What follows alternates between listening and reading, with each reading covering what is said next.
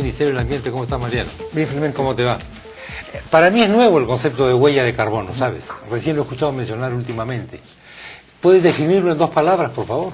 Sí, básicamente lo que se trata es de tener un referente para saber cuál es la situación de cada entidad, cada organización o cada país, dependiendo de la escala que uno quiera abordar, y tener la línea de base, es decir, cuánto se genera de gases de efecto invernadero, pero además no solamente un diagnóstico, sino además también que sirve como instrumento de gestión, instrumento para toma de decisiones para efectos de reducir esos gases de efecto invernadero de gases. o neutralizarlo.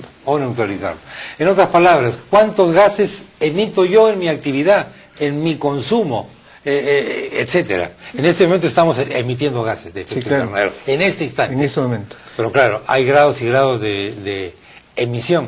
Yo ponía el ejemplo de la hamburguesa, ¿sabes? Uno se come una hamburguesa, pero esa hamburguesa viene a mi mesa después de un largo proceso, ¿verdad? ¿Cuáles serían las etapas para analizar la huella de carbono que va dejando esa hamburguesa y que voy a dejar yo bajo mi responsabilidad por ser consumidor de una hamburguesa? Es un buen ejemplo, porque efectivamente, aparentemente es una división aislada de un conjunto de otras etapas que tienen cada una un efecto en el ambiente, ¿no? Estamos efectivamente aprovechando diversos tipos de recursos naturales ahí. Estamos hablando de ganado, estamos hablando del trigo y otros insumos que vienen en la hamburguesa. Además de todo aquello que se requiere para efectos de prepararla, generación de energía, etcétera. Todo ello tiene entonces cada una pues efectos en el ambiente y en particular en la generación de gases de efecto invernadero. El ganado, por ejemplo, con sus excrementos y los gases genera igualmente metano, que es uno de los gases de efecto invernadero más importantes.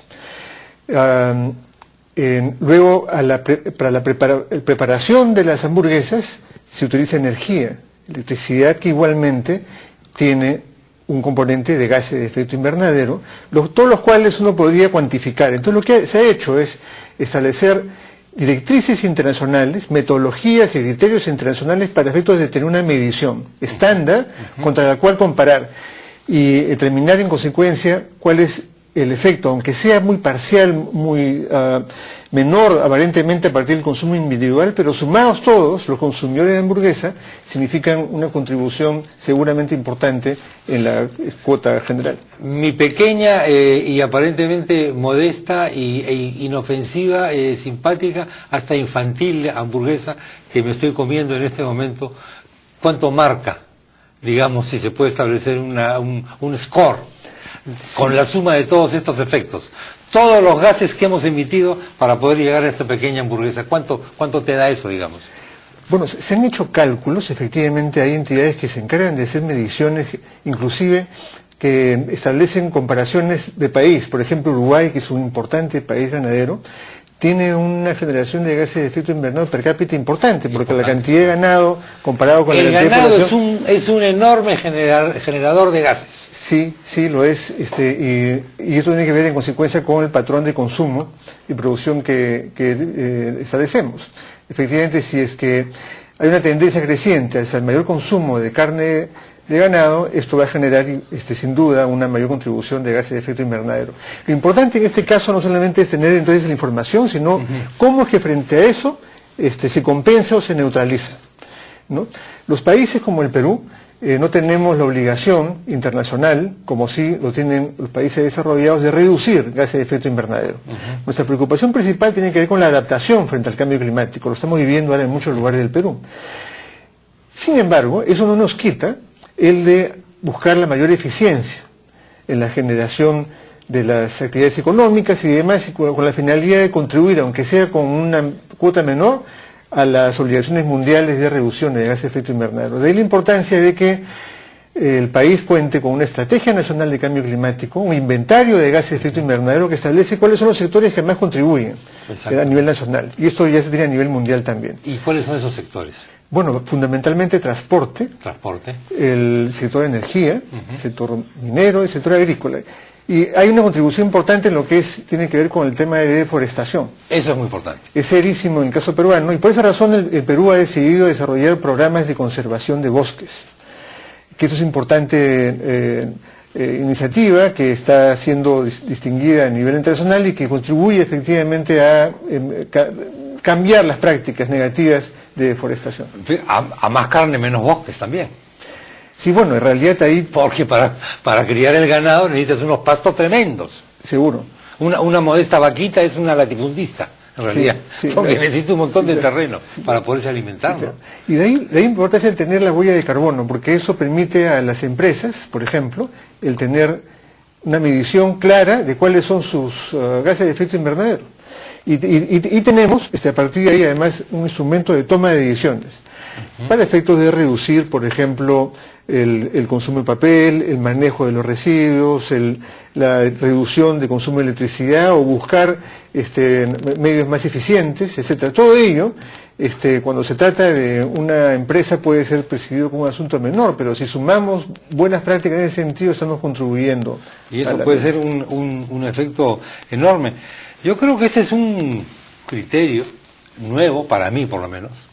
No lo había escuchado mucho anteriormente, creo que se conoce poco en nuestro país, básico para definir políticas de todo tipo, por ejemplo de nutrición. Sí, claro. ¿De dónde queremos sacar las proteínas? ¿Las vamos a querer seguir sacando de vacas o las vamos a sacar de otras fuentes de proteínas? Sí. Igualmente con otro tipo de alimentos. Por supuesto, el tema de los automóviles ya sabemos cómo es. Esta cosa que todos tenemos en nuestro cerebro en forma de carro es nefasta. Sí, claro.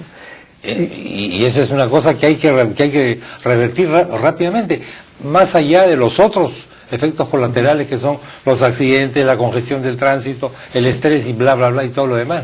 Sí, ¿No quería decir algo? No, sí, efectivamente, sí. Creo que aquí hay diversos tipos de metodologías de huellas, se ha venido a llamar. Las huellas ecológicas, por ejemplo, es una más amplia aún, ¿no? Que tiene que ver ya no solamente solo con los gases de efecto invernadero generados por las actividades de las entidades o empresas, sino en general. Todo aquello que demanda de recursos la actividad que uno realiza o una entidad. Y entonces ahí la medición es mucho mayor. El Ministerio de Ambiente ha realizado en esto una huella ecológica inclusive a nivel departamental y haciendo además una comparación respecto a cuáles son las respuestas frente a esas huellas y cómo es que se neutraliza o se reduce. Esto es bien interesante porque permite hacer una especie de benchmarking de gestión ambiental o para mejoramiento del desempeño ambiental. ¿Y cuál es el índice o cuál es el orden de los departamentos? Bueno, ahí tiene un factor importante, es la población. Ajá. ¿No? Departamentos con mayor población tienen un mayor impacto, pero además también hay... depende del indicador, hay algunos que tienen una mayor incidencia, por ejemplo, en deforestación. Correcto. ¿No?